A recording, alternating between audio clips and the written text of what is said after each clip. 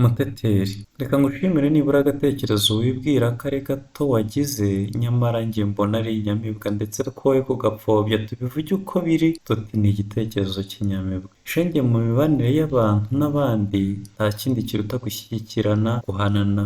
Ngiyo impamvu ikumaranya ikagutera kunsanga nubwo uje wikandagira. Ibi byitwa kugenda bigura intege utiteze ko ndi bukumve, ariko rwose njye ndakumva kandi ibyo ukoze ni ingenzi. Henga nanjye nkubwire uko mbyumva, tugire aho duhuriza bigutere kubona inzira ukwiye kwerekezamo ibirenge. Muteteri, ibuka mu buto bwawe mbese ukivuka ababyeyi bakavuza impundu, impumbya zikava mu gihugu, umuneza ugasakara hose, twese tuti icyatwereka uwo mwezi mbese akamarayika kaje katugana. Ntihaciye kabiri ababyeyi bagakorana ndetse n'urungano rwawe rugahamagarwa mu birori byawe bya mbere, twese tukaba twabukereye ndetse twizihiwe tukarya bunyano tuti bwerere nakura ajye ejuru, akura ashimwa n'iyakare kimwe n'abantu. Ukitabwaho ngo utavaho ucura mu musatsi ukabyibuha ibirenge n'ibondo, ahubwo ngo ube ikibondo cyizihiye amaso, ugatangira kuvuga ugataguza ugashinga ibirenge ukigira hejuru ababyeyi inshuti n'abakorora bati nguyu uzatumara agahinda.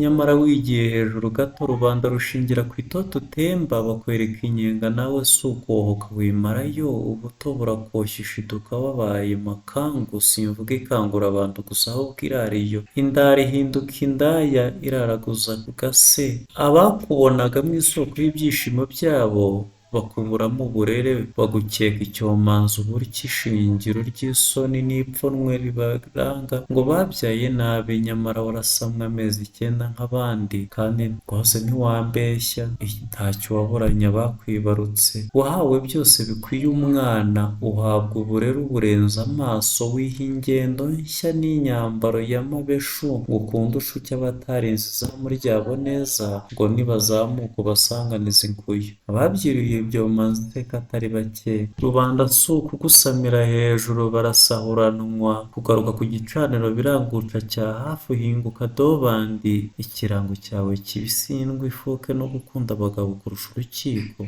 Ese ko wanezezwaga no gukura ibyinyo, nawe iby'iyo batabyoroheye ugatuma upfura akanwa kawe kagahoramo amagambo atameshamwe, uvuga bari aho bakanukirwa, ukibasha kwishinga ukibonamo ihoho, none ukaba umaze guhorota no guhoroka, abarora bose bakakurenza amaso, uretse bamudatoranya na twarabanye irarushya basigaye bakwendera ubusa. Nta n'uwakwizera nibura ngo agukeke guhinduka, nuko ubonye wese akakubonamo urubebe, nawe ukaba wibaza icyo ubereyeho, amaherezo yawe azaba ayahe? Basi tega amatwi wumve, bimaze agahinda bihagije n'ibyo baguhongaga ntiwabigumanye ngo ubihereho utangire ubuzima bushya, wenda muri iki gihe wifuje guhinduka.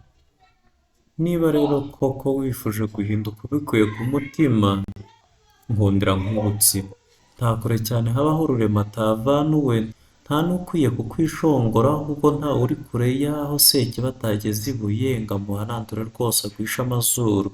Niba uhisemo kugaruka birakugora kurusha uko byakubereye umunyenga ujya kwiroha mu nyenga, ariko ahari uzakiza roho yawe nibura ubashe no kubera abandi isomo ry'ubuzima, cyane ko nawe ryagutsinze.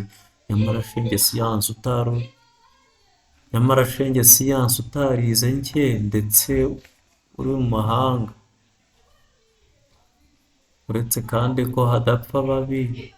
Muteteri wari umutesi n'umutoni utatse ibyiza byose, none iminsi iragukaranze ntiwashya, ubaye imfebe ariko ugarukira mu shenge ejo ni heza. Nihita Yesu wakahijwe akaserukatsa rw'uruhagi rwa bigogo bya muto wa muhondo bwonko bwayo nkwakuzi, isata ishoka bugasamara ibishyika bishyika umutware ku mutima, ishyikana ku mubiri ingeri yasumbye ingingo nyamucamuka akangagabure bagacura icyo ngo umuco mwiza yaciye. Nihita Yesu Sositene.